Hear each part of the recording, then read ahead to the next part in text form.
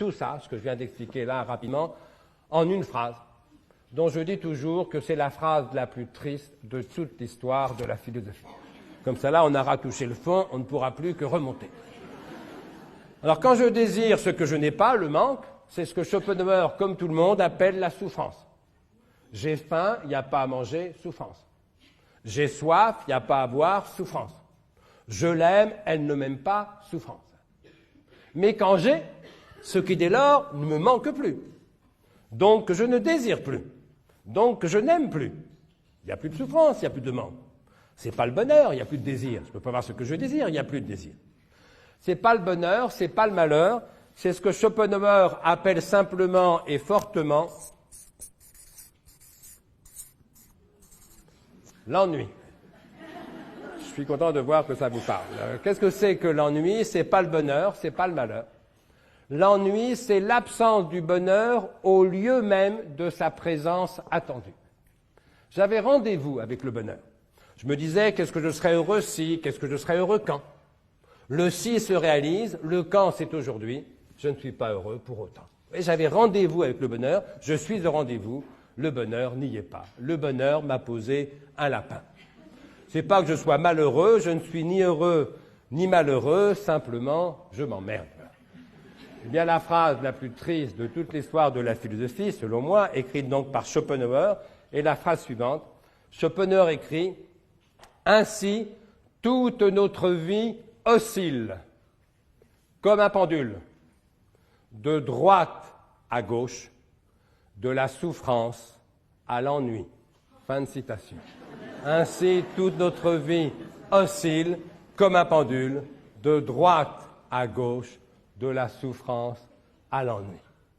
Souffrance parce que je désire ce que je n'ai pas et je souffre de ce manque. Ennui parce que j'ai ce que dès lors je ne désire plus. Souffrance du chômeur, ennui du salarié.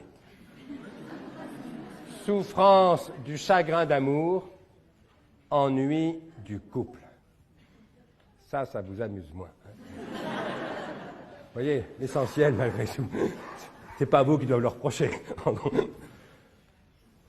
Rassurez-vous, il n'y a pas que chez vous qu'on s'ennuie des fois, c'est normal. Il n'y a pas de couple où l'on ne s'ennuie jamais. Ça n'existe que dans les mauvais romans d'amour. Il n'y a pas de métier où l'on ne s'ennuie jamais. Ça n'existe que dans les mauvais livres de management, ce qui pour le coup est une espèce de pléonasme. Le philosophe Alain disait plus lucidement au début du XXe siècle, le seul métier où l'on ne s'ennuie jamais, c'est celui qu'on ne fait pas. Mais oui, bien sûr.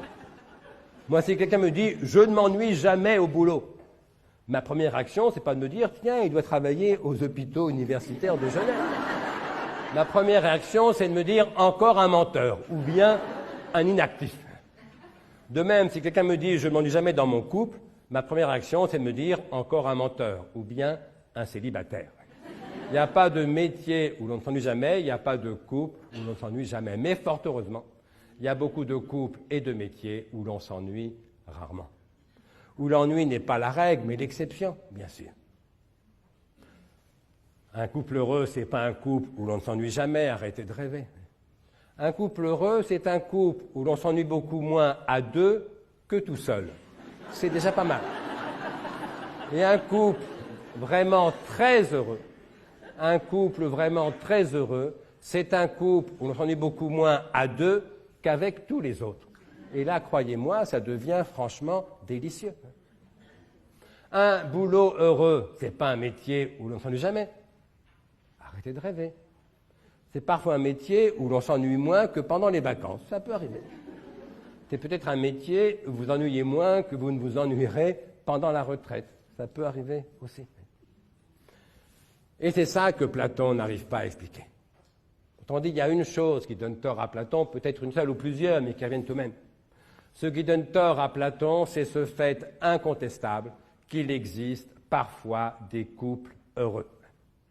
Ça met une raison forte d'aimer les couples quand ils sont heureux et de n'être pas platonicien. Ce que Platon n'explique pas, mais ça revient au même en vérité, C'est ce fait incontestable qu'il existe parfois des travailleurs heureux. Ça m'est une raison forte d'aimer le travail quand il est heureux et de n'être pas platonicien. Et comme ça, Platon est incapable de l'expliquer. On a besoin d'une deuxième théorie du désir. C'est plus celle de Platon, c'est celle de Spinoza.